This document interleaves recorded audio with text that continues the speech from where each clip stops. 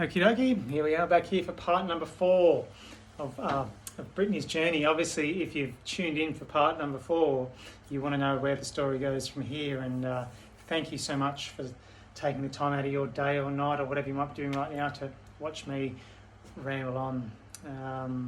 Remember, there is a point to all of this. It is just me sharing my story, my experience, to hopefully connect with you or others out there that may have experienced or are experiencing similar.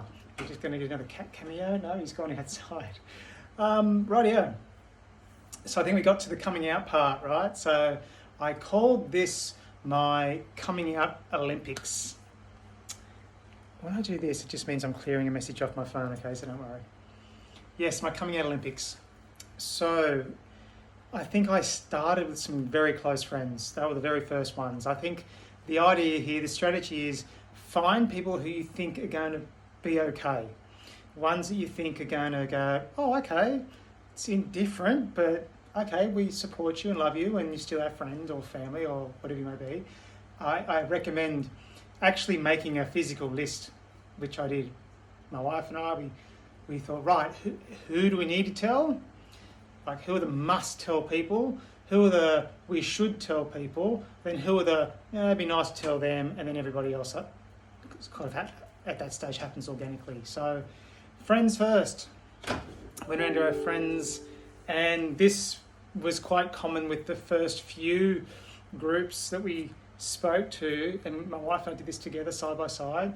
We were there. We tried to do like a coffee catch up. We didn't want to do like a dinner because we thought if it goes bad, we want to be out of there. We need to be able to leave. So as it turned out, these particular friends of ours are living down the coast a bit. We're building our house down there. We're living temporarily in Sydney. And they sort of invited us down. And we said, oh, look, we're going to be down. Why don't we just pop in for a coffee? And being good friends that we are, it wasn't out of the ordinary for them to say, well, why don't you come around for dinner? You can stay the night. We can have a few drinks and we'll have a nice night together and then stay the night, go home the next day. And I was like, oh, I couldn't say no to the offer. So we kind of changed our plans a bit, and I said to my wife, look, if it doesn't feel right, we're not going to do it. So we don't have to force this out. There's no time frame here. We can go at whatever pace we want. So if it doesn't feel right, we won't do it. So it's funny, we've got a bit of liquid courage into us, and we'd had dinner and so forth, and the kids weren't around. And so I'd kind of positioned some chairs out on the front deck, which faced the ocean, beautiful outlook. And I sort of said, hey guys, it's a beautiful night, why don't you all come and sit outside? I've got something to tell you. And they're like, oh, okay, right. I don't normally turn up with something to say like this. All right, this must be important. So we've all gone and sat out there, and I've started to frame this conversation, which I quickly changed, but the third or fourth group of people that I'd spoken to. And I said, listen, I need to tell you something. It's going to be really, might be a bit shocking for you. It's going to be very different. You're probably not going to expect this, but it's something that's really important to me, and I feel as though you need to hear it from me. Something along those lines, right? And the first thought that everybody had was, oh my God, you're sick. You've got cancer, you're terminal, oh my God. And some people actually started crying. Before I even told them what it was, they were like, oh no.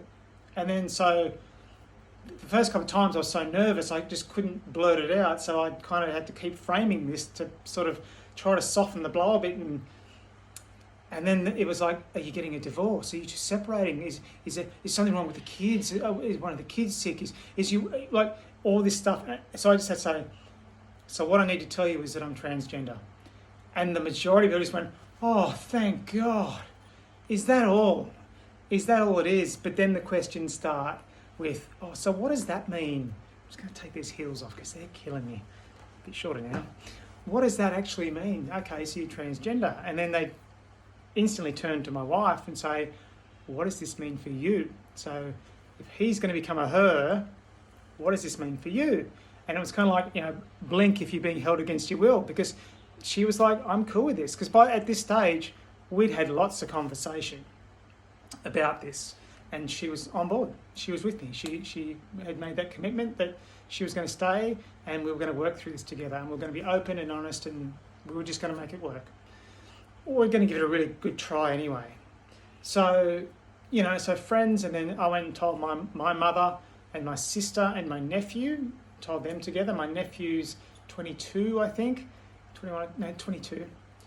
And I thought that he was going to take it really badly because I'd kind of been a father figure for him for his life, being my sister being a single mum. And I thought that I was going to take that away from him. I also thought that feeling from my children, but you overcome that. That's another topic as well. I've got so many. If you want to remind me of these topics to come back to them, please do. Oh, shouldn't do that. So when I told my nephew, he basically shrugged his shoulders and went, oh yeah, I've got 2 friends that are trans. One's male to female, one's female to male. Yeah, no problem. I'm like, that would have been nice to have known. You could have told me about that, you little bugger. And my mum was like, okay, well, if that makes you happy, then I'm here to support you. And my sister ran over and cuddled me and said, oh, the sister I've never had. Now, the sister I always wanted, I finally have. And she's been fantastic. So this jewellery, the bracelet, the necklace, the earrings, she gave me a lovely ring, all her. She just spoils me rotten. So that was great. And then we just kind of moved on. My wife went down and told her mother and father separately to me, because we'd seen this trend where once the information was presented, it was like, oh, okay, all right. And the shift would go to my wife, the attention would go to her. It was almost like I wasn't even in the room anymore. And it was like, how do you feel about this? How is this going to work with you and the kids? And so she went down and did it by herself, and overwhelming support. I won't say what was said, but my father-in-law called me, and it was just such a beautiful moment of support and love. And yeah, so that was, and then that kind of made me understand why my wife had been so accepting. It's because of the way she was raised by her wonderful parents. So thank you to you. So, and then if I kind of loop back a little bit and I go back to my original strategy when I started taking the hormones, was that 6 to 8 months I'd take the hormones. I might have some reaction to them. There could be some subtle changes. It might be getting to the point where it might be a little bit noticeable, and I'd probably have to start telling people then that I'm trans and I'm medically transitioning, and I'm going to look different soon, whatever. Nope. My newly soaked HRT brain had a completely different outlook, and it pretty much, I would say at the 2-month mark after starting HRT, I was completely out. So I started October, so November, so way before Christmas, actually, it was probably like 6 weeks. And that's why I call it my coming out Olympics, because it became like a sport. I couldn't stop. I had to tell as many people as I could. I was going through my phone, looking for names and numbers of people I hadn't told yet. I was emailing people. I couldn't stop until I was comfortable that everybody knew.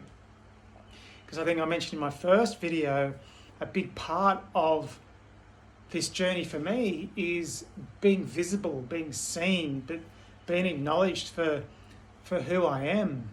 And it's just a wonderful feeling. And I kind of got a bit addicted to the thrill of coming out to people. And then it became a bit fun. Like once you get comfortable with it, it actually became a bit fun. Then you could tease people a bit, and you could sort of set the conversation up, and they just blow their minds when you tell them that you're trans.